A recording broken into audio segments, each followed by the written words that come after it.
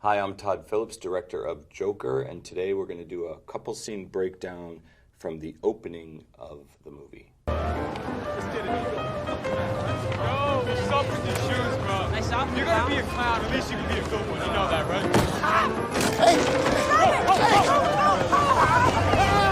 right? The main job of a director, even all this stuff we talk about, cameras and depth of field and sets and wardrobe, I think really what a director is a purveyor of tone. And I think the thing I'm most proud about this film is that unsettling tone, that sort of slow ramp up into insanity. It's day 18 of the garbage strike, with 10,000 tons of garbage piling up every day. Even the nicest sections of the city are looking like... So I always obsess over the opening shots of movies, my movies, the movies I watch. I think it's a great way, it's a great storytelling device, the very opening of a film. We have the benefit in this scene of the local news playing underneath it, and we meet Arthur there alone at the mirror as he's putting on his makeup. So this scene was shot pretty early in our schedule, and it's a practical location, meaning it's not a build. We're in a real second floor storage facility up in Harlem on the far west side of Manhattan. It was a beautiful space with this very sparse view of the underside of the West Side Highway, this sort of structure that holds up the West Side highways, these things we're seeing out the window there. And we thought it was a great place for Ha-Ha's, which represents the agency that kind of rents out clowns and strippers and magicians, and it's where Arthur works, and we find him at the beginning of the film. My business when customers can't get in here because of the garbage situation. I'm not out that long to smell it, but I think to look at it, it's terrible. Everything in the movie is meant to be unsettling. So anytime we kind of move the camera intentionally like this, it was always to give off this kind of unsettling vibe of this guy who's pretty much separated from everybody else. Even in this locker room space, you hear the voices of 4 or 5 guys over here playing cards and talking about whatever, and Arthur's here alone, kind of not part of the group, figuring out how to keep a smile on his face.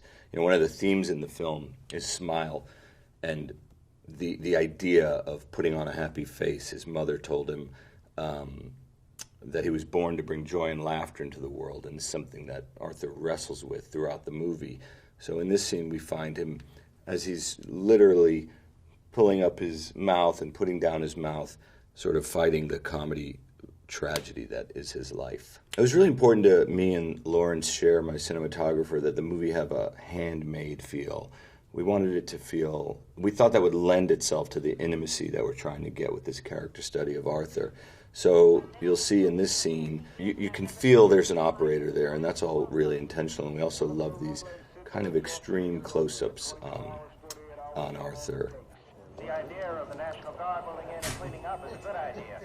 In other news, the building industry and landlords today... That, by the way, right there, that tear just happened on one take. Joaquin has a really interesting process. He's not as...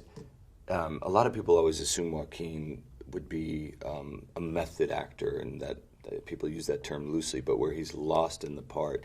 The beautiful thing about Joaquin is we were shooting this movie, and we spent half the time just laughing off set, having a good time, but he's so amazing that he's able to then sit down, action gets called, and we do this slow push-in. And if I think I remember it right, in this particular scene, I was playing the score for him in the room, because we had Hildur Gudanitor, who is our composer. I had her write music before we shot the movie, which isn't done very often, and she wrote it based on the screenplay. And I wanted that because I wanted the music to really affect and infect the set in a way, really kind of even the camera operators, the set dressers, the wardrobe, everybody to feel this music. And if I remember correctly, we were playing her score when we were shooting this, and all of a sudden, as Joaquin is struggling with Arthur's smile and his frown and figuring out again if his life is a comedy or a tragedy, this little tear appears, and we just had the scene and we moved on.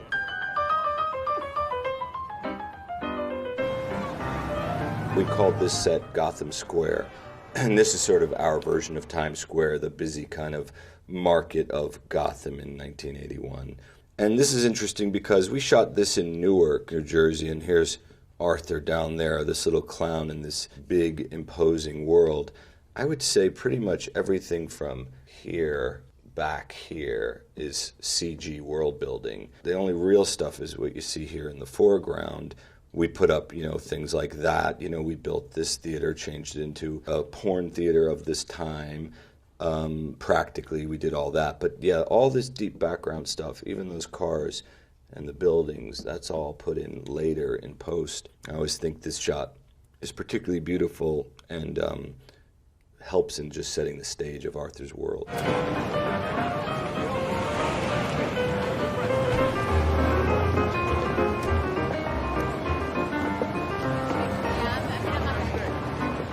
And this is really where Arthur is at home. He's got a mask on, he's pretending to be somebody else, and he gets lost in his work. It's also where we learn that Arthur has music in him. Something I conveyed to Joaquin was that Arthur is a guy that has music in his soul, and that will continue when he transforms into Joker.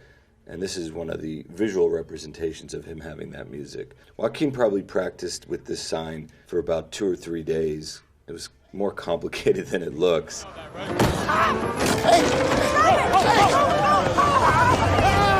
And then the other complicated thing is running in these giant clown shoes. Like every movie, we spoke a lot about every element of the movie, and Mark Bridges, who's a fantastic costume designer, designed all the wardrobe in the movie, and we spoke about this particular outfit for Arthur a lot, and also these shoes, and how big can these shoes be for him to run through the streets of Gotham, and how big can this sign be for him to actually pull off being able to do this, like one of those sign guys you see on the street. And his costume is inspired a little bit by Charlie Chaplin. There's a grace to Arthur that if he would just let go and take off the mask, he would find. And that's kind of what happens when he becomes Joker, ironically. It's Arthur taking off the mask, even though he's putting on white face paint and dyeing his hair green. Let's go! We got the sign! Let's go! Stop them! One of the complicated things about doing a period film is actually all these picture cars. All these cars have to be of the time. We basically had to take over this whole street in Newark. So this is what I mean. This is a big shot, actually, with a ton of real practical picture cars, and it goes pretty deep. And again, I would say probably all that is CG back there. It's world building. A lot of our visual references were movies that were late 70s, early 80s films. Larry and I really chose to shoot a ton of this really long lens, so you have that real shallow depth of field that you see in some of those old school movies. So something like this shot is a perfect example of how blurry everything is back here in the background, and really the only focus is 1, 2, 3, 4 with the guys you really want in focus. Everything else is kind of blurry, and that's one of those things in those old films that used to basically steal shots on live streets. French Connection, their camera's over here and they're just following a car in real time, and we tried to give it that look, and it gives it a visceral feel. Joaquin has a great stunt double named Steve Izzy. We call him Izzy. And Izzy did all of Joaquin's kind of near misses and things like that.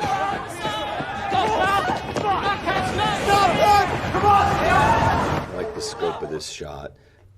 Again, this is all live, done by Mark Friedberg, except weirdly, because I'm obsessive, I didn't like the blank space. So this building's back here, that's all put in because I wanted it to feel really oppressive, and Gotham is always over Arthur, and we just didn't love any kind of blank spaces in the skyline, so to speak.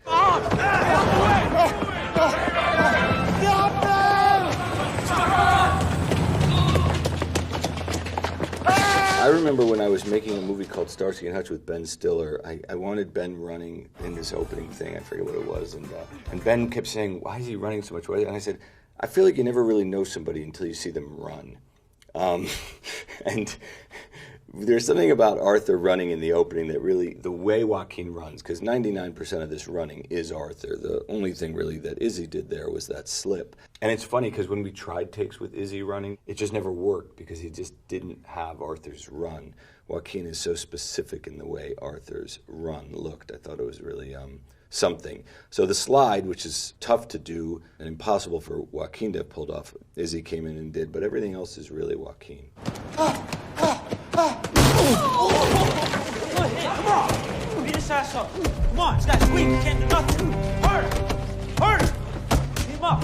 This shot is very particular because Larry and I felt early on, and we don't do this a lot in the movie, we wanted the frame to feel out of a graphic novel. And we don't do this framing a ton, but this felt like a frame of any kind of graphic novel you would read. And it's not a normal, necessarily movie angle. To me, it feels very graphic novel. That was an important shot for us to get.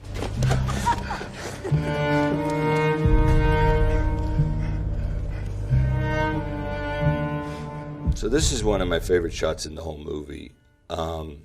And it obviously depicts his loneliness and his pain.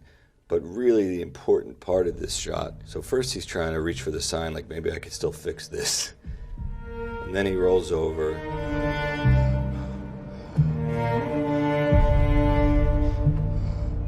And he pushes that little button and the water comes out of the flower. Because what we're saying there with the water coming out of the flower, is he's still Joker. He's still there to make people laugh. He's still seeing comedy in this moment of pain. We shot these titles on film and then filmed them out and put them back onto the digital negative. You see this little bleed you get on the edges of the letters, and you see the grain in the letters as the film moves. You see the grain. Because again, we wanted this movie to feel like it could have come out in the summer of 1979. So little details like that, like going back and shooting it on an animation stand, the way they shot film titles in the old days was really important to us. And all the titles were filmed out that way. Joaquin's performance is so nuanced. So as he shifts from Arthur to Joker, it's not like Clark Kent walking into a phone booth and he comes out and he's Superman. This is something that happens over 2 hours. And when you rewatch the film, I think you really get an appreciation for the work that Joaquin did to slowly turn that dial up the whole movie. And I just tried to match it with our directing style. So Joker is that sort of wild stallion running without a rider. Does that make sense?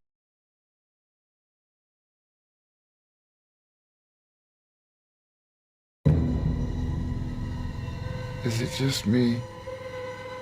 Or is it getting crazier out there?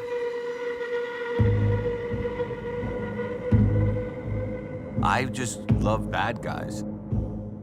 It's fun to say, well, why is he like that? What made him like that? And that's ultimately really what the goal of the movie. It's not this gigantic statement on the world today, and there is stuff thematically in there, but really it's like, what makes somebody that way? Joker, I just liked his sense of mayhem and chaos. Todd called me and he said, I have this crazy idea for this sort of alternate version of DC, and the first one is the origin story of Joker. I thought, this is just so bold. This is exactly how I imagined it. Todd has a very unique way of looking at things. And nobody could have made this movie but Todd. I have never really thought about doing a comic book movie. For me, it was more about this idea of doing a character study, but about somebody people have no idea who, what, where he came from or anything like that. So it kind of came at it that way. It wasn't like, oh, I want to make a Joker movie. It was really came from like, how do you make a great character study and get people to want to see it?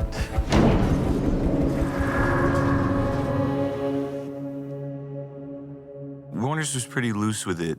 I pitched it to them as an idea first, and they just said, okay, go explore it. I met with some people at DC, and then we went off and wrote it. Scott Silver and I wrote for really a year and came back with the script, but there was no rules or mandates from them. How's the comedy career? You famous stand-up yet? We really departed from a lot of the comic book things. We made up a new character. Arthur Fleck, y'all. We gave him this name, and we chose it out of the blue, so to speak.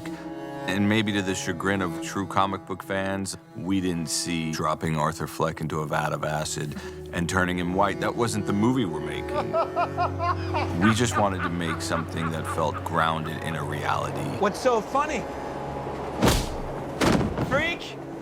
It's a wonderful exploration to take probably the most famous two-dimensional villain who we've watched just wreak havoc in so many forms, whether it's the comic book, a television series, or various films, to say, okay, what happens if we humanize this person? And let's see what could be the possible causes.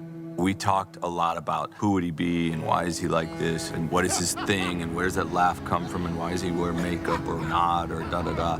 And we really just started reading a lot about narcissism and ego and things that we think that are kind of baked into our version of Joker. Joker's a narcissist, but he's an egoless narcissist in our mind. You know, the ego is Arthur. The ego is the thing that's trying to control this wild horse that is Joker. But Joker is pure id. So we just thought, well, what happens when you go through your life wearing a mask, which a lot of people do. You're wearing a mask and you're pretending to be a certain way, and Arthur is very kind of controlled. But there are these glimpses of who he is underneath. And what happens when you take the mask off, which is kind of a weird flip because actually Joker wears a mask, but the idea, or makeup, but the idea is what happens when you stop living that life and live as the shadow. And then you just make the movie and you forget all that. And you just make the film and you hope it makes sense on some level.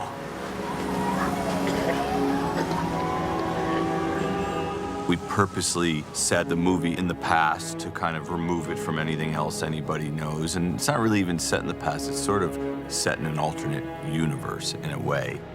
Even though we don't really say when and where the movie takes place, in my mind, it was always New York City, 1981. What did that look like and what did that feel like? From my memory of it, I mean, I was only 11 or 12 years old, but my memory of it was kind of what you see in the movie, a very kind of run-down, broken-down city on every level. And that was exciting to us as a place to put this character and a place to sort of explore. So that's the Gotham that we built. Mark Friedberg, our production designer, grew up on the Upper West Side his whole life. He remembers 1981 New York as a very specific time. 1981 is the year I left New York to go to college, and it was a rough place. It was dirty, dysfunctional. Every city agency was on strike at some point. The garbage was everywhere, and the city agencies that weren't on strike were corrupt. It was a time that it felt like the social contract was coming apart. So when we introduce the city, which is a character in the movie, the city feels on the edge, like a powder keg. New York is also a city of realms. And so I wanted there to be distinction between where Arthur goes to work, where Arthur goes to a comedy club, where Arthur goes to a hospital, what's in his neighborhood, what's out of his neighborhood. On some level, those are distinguished simply by the architecture of the city. On some level, they were distinguished by how we dealt with garbage. There was the garbage of the neighborhoods, the garbage of the municipal centers, the garbage of the wealthy neighborhoods, and each had actual design to it. So we did lay out a city. It's a city of bridges and islands. It relates to the Gotham of the comic books, and we tried to relate New York to it. So everything is a riff on something, and we were kind of unriffing it back into New York and then re-riffing it back into our version of Gotham. And in fact, we actually made a map. It helps us understand Arthur's trip, why he gets on the bus, why he gets on the subway, where he lives relative to the places he travels to and where he goes. Where's Ha-Ha's? Where's Wayne Hall? Where are these places? And you may see it actually at the subway stations. We actually have a transit version of that map. We shot all over the Bronx and Brooklyn, and we shot a little bit in Newark, New Jersey, bringing Gotham to life. This film opens in what we call Gotham Square, which is clearly an analogy to Times Square, which was once the heartbeat of the city, and by the time of this story was the most nefarious neighborhood of the city. But we were challenged to try and find that city. We actually ended up having to go to Newark, which has been a blighted city, which is on the rebound. But there's the last little bit of it, right in the heart of it, that really tastes of the original New York with the scale, the architecture, and the grit. So that's where we chose to make our Gotham Square. There's a concerted effort to try and get as much on camera as possible. Todd and Mark have tried to fill out the world around the actors so that they can actually see it. And where the camera can't reach, that's where VFX takes over. It's hard. New York's been shot so much, but even when they were in a place that has been shot, we're making it look unique to our Gotham. It's using New York City as Gotham, but you have to take away the things that are particularly iconic about New York City. And so we're swapping out some buildings and making things look dreary, weather-worn, tired. It's creating this background that you always feel but never look at.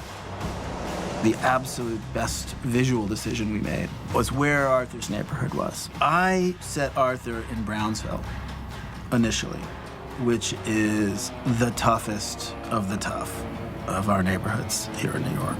We put him in a quasi-project, not the straight-up projects that look the same everywhere, but a version of that, in a taller, bigger building where he would be more anonymous. We liked it, and we lived with it for a long time, but one thing bugged Todd about it, and it was the lack of topography, that it's flat. Todd's idea was to set Arthur in the South Bronx. Not the Fort Apache South Bronx, but the hilly South Bronx, one where he's trudging up public stairways and through alleys and in non-grid-like streets. And it confuses his world in a good way. So it added a real character to where Arthur lives and to our Gotham. People don't think of hills when they think of New York.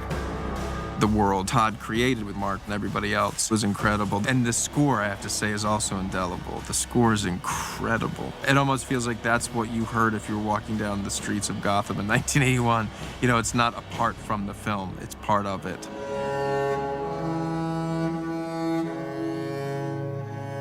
I started writing the music just after reading the script. So I just started playing the cello a bit, which is my main instrument, and just played around with some melodies and some feelings, and I kind of sat with it for a few hours, and then I was actually kind of just like practicing something else, and then I kind of stumbled onto what became the main theme afterwards. It was just like a really strong feeling of almost like something clicking into place, because it just connected with exactly the same feeling that I had when I read the script, and I was like, you know, so I caught my breath, and then I was just like, okay, and just started recording, and that's kind of where the main theme was born, out of this feeling. Like, this is how he feels, you know, this is what this feels like. For my whole life, I didn't know if I even really existed. But I do. Every time I've ever written a movie, I always have to write it with an actor in mind. It really just helps fuel the writing. So I really specifically wrote for Joaquin Phoenix. I remember Todd sent me a drawing of Joker in the subway, and it looked just like Joaquin Phoenix. He said, yeah, I just keep getting him, I can't get him out of my head. And this is years ago. What I like about Joaquin is his unpredictability. He's playing jazz while other people are doing math. He's just doing his own thing. And I feel like that's very much what we saw the character of Arthur / Joker as. And I just thought, boy, if we get him, we could really do something special.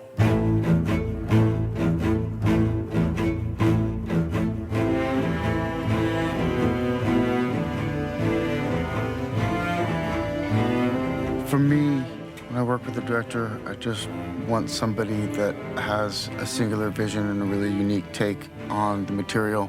And it was clear, based on Todd's screenplay, that he had a real sensitivity to the challenges that Arthur is going through. He felt things in a way that I hadn't expected.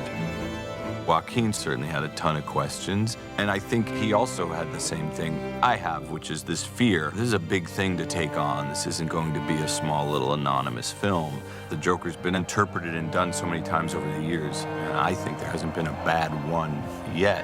So there's a certain fear. I love that fear. I kind of turned it into adrenaline, and you just go and make the movie. But I think a lot of it was just us talking through that stuff. And then I'm sure he had his own reservations about having never worked with me and all these other things. It just becomes a process of getting to know each other. And I think we spent a few months doing that before he said he would do it.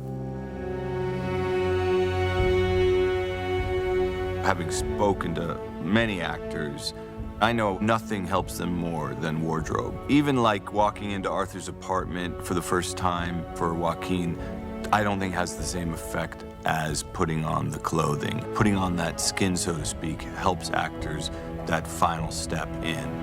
When we first meet Arthur, he is very much John Q. Public, so to speak. Not much style, it's very practical. There's a vague young man aspect to it, but there's also vaguely an old man look to it, too. Where ultimately the Joker outfit comes from is something very organic. The Joker look, which is so important to so many fans and people and so iconic in every version that the Joker's been out, you can imagine their, wardrobes. And we wanted to do something different but similar, and it's just a lot of discussions. I love the fact that there was a suit written into the script. The suit that he wears on stage at the comedy club is actually the same suit that he is as Joker, but we kind of subtly change the tone of the fabric and hope you don't really notice, but it's really always that same suit. When we had our final fitting for the suit, it was all put together with the right shirt, with the right waistcoat, and the fit of it was kind of really dead on 70s, where it's a little longer line in the jacket. Joaquin was very excited about it, and he took on this different kind of slinky, sexy walk, which is just right for this guy at the end of the story. We talked a lot about how skinny should Arthur be and how far do we want to go. And I kept saying to him, when are you going to start losing weight? Like, at what point do you start this? Because it was already like June, and he hadn't started, and we started shooting in September, and he's like 180 pounds, which he wasn't fat, but we're talking about getting to 125 pounds. And he goes, I got it. I go, well, we can hire a guy. I got this thing. This woman who's a nutritionist might want to. No, that's not how I do it. I go, how do you do it? He goes, I just stop eating and I starve myself. And he just ate an apple a day for the whole summer. When I laid eyes on him at a table read, he had lost 50 pounds. He was a shell of himself. He was fully immersing himself into the role. We never rehearsed the character. We never talked really specifically about what he would do. All we really talked about was script and story and character, but we never talked about how are you gonna do it, you know what I mean? I think his process is one of surprise for himself.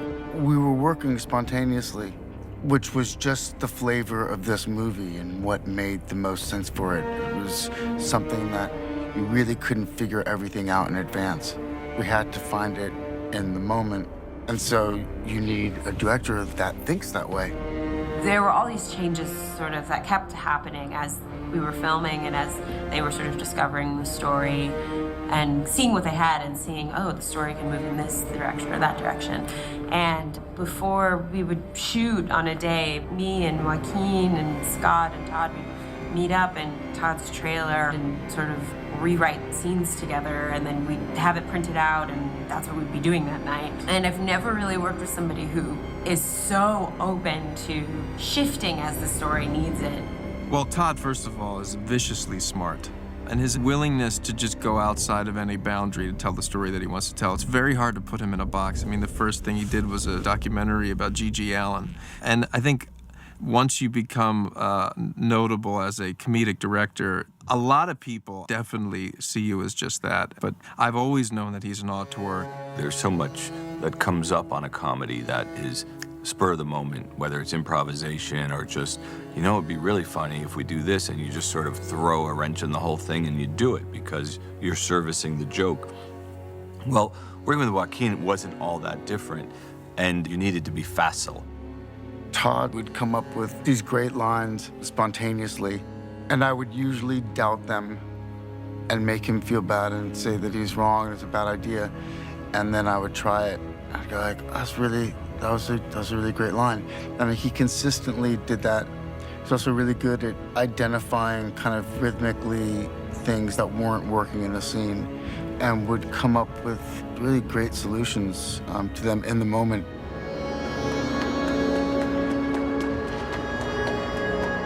We had scripted a scene where Arthur runs into the bathroom and he has to get rid of this gun that he had been given that was now evidence. And so he pulls the grate off the bathroom wall and he hides his gun in there. And then he kind of washes his face, the makeup off his face and all this stuff. And when we got in the bathroom that day. It was just me and Joaquin, and we're standing there. We're kind of, well, should we put it in this grate? And we just start talking about, does Arthur really care about evidence? And does Arthur really care about, does he even know enough? Like, what did he see this in a movie? Like, hide a gun? Like, why is it even in his language to do that? And then we're like, yeah, let's not do that. Oh, okay, well, what should we do? That scene was the second or third week or something like that. It was very early on. And for me, it was really a defining moment, both for the character, but also for me and Todd's dynamic of working together. It was originally envisioned a different way, and we talked about kind of the possibilities, and we couldn't really land on anything. It was really hard to identify what it was that we were after. And Todd was great. He said, let's just go onto the set, just alone, just you and me, and let's talk it through. And it really seemed like it was a moment that had to be about the emergence of Joker.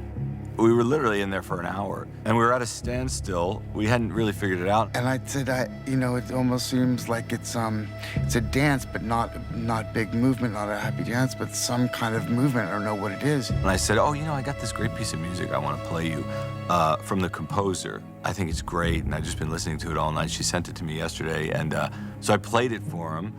And he loved it, and he just started doing this dance to it. It was this beautiful, kind of mournful cello piece, and he said, "Oh, maybe I would just start on your foot." And so then we just said, "Okay, we didn't talk about it more than that." We said, "Let's just set it up and shoot it." And I think it's a really great moment in the movie, and it's a really much more effective way of illustrating the beginning of a transformation, with grace that kind of comes out of nowhere.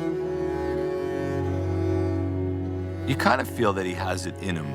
You know, we wrote in the script there's a certain elegance to him and a certain romance in him when he holds the door for the woman and puts his foot out with a little bit of flair. The way he dances in the beginning of the film as a clown, he has it in him. There's music in him, so to speak. But that's the first time we really see it come out.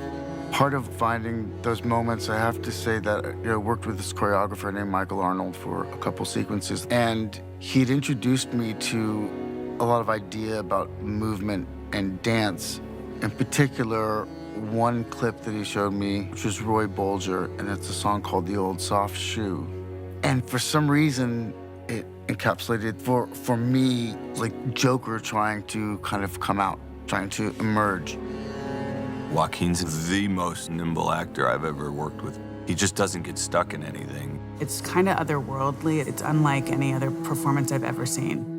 He's so in his character from the get-go, and he's filled with wonderfully inspiring ideas. You get an actor like that, you know you're gonna have a plethora of takes and points of view and ways to go and modulations. And then it's just about honing that, musically in the edit. It was so much fun to work on the edit of his stuff. It's what you wish for as a director. We've been editing this movie for so long because there's 18 trillion versions of this movie just based on the way he would do things so differently every time. You would come over to him and give him one line of direction and it would literally change everything in a great way.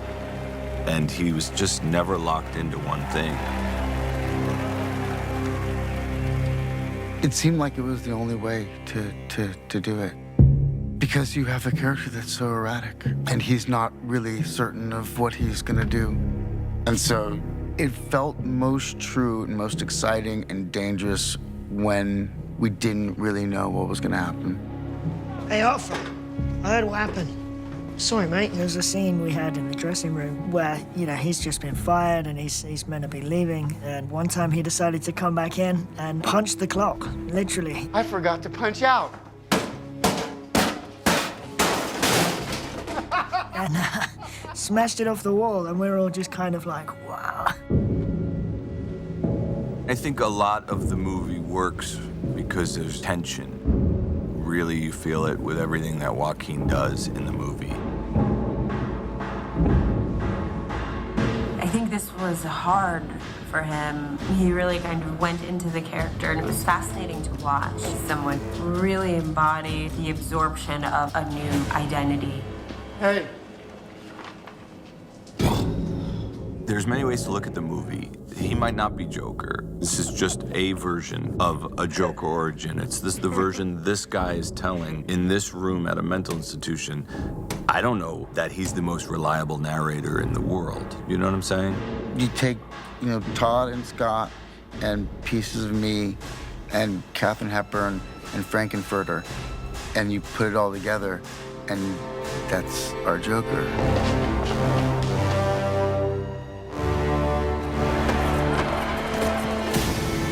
And I don't think that any of us really knew that that was going to be the ingredients for it, but that's just what happened.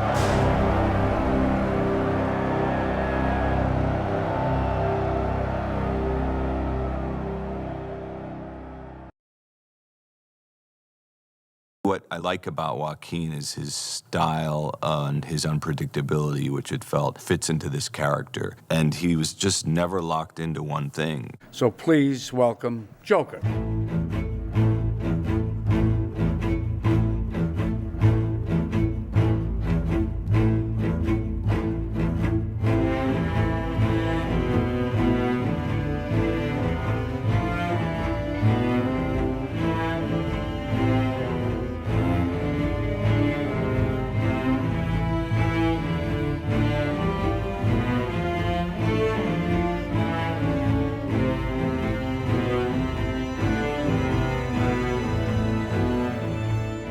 I think he is the most, talk about nimble actor I've ever worked with, certainly.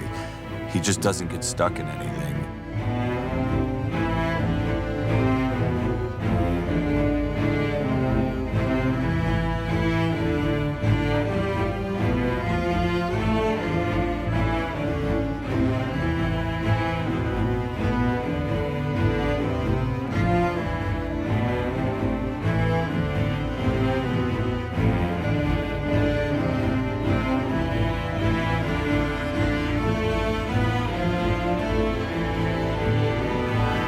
We've been editing this movie for so long because there's, I think, 18 trillion versions of this movie just based on the way he would do things so differently every time.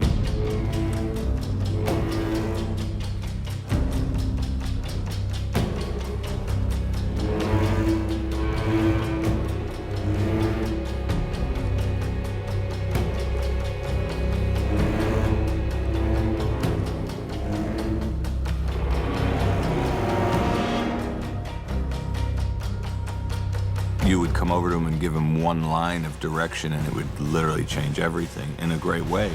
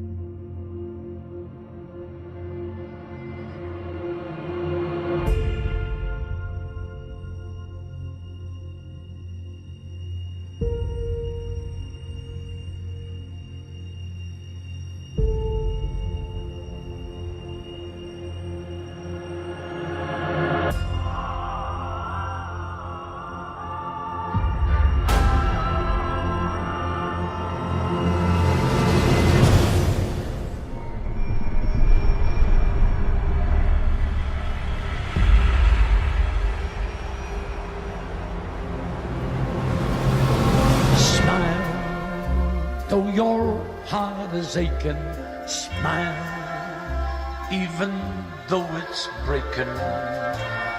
When there are clouds in the sky, you'll get by if you smile. Through your fear and sorrow, smile, and maybe tomorrow you'll find that life is still worthwhile if you just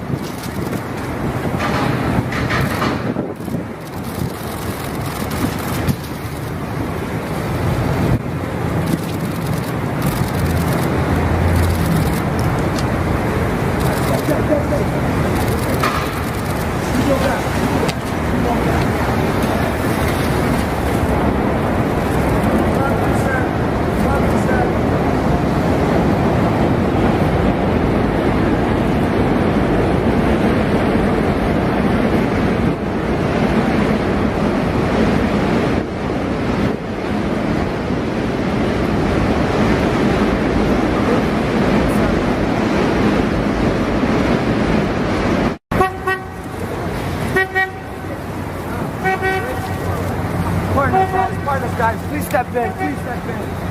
Okay. Joe, open the door. I got you.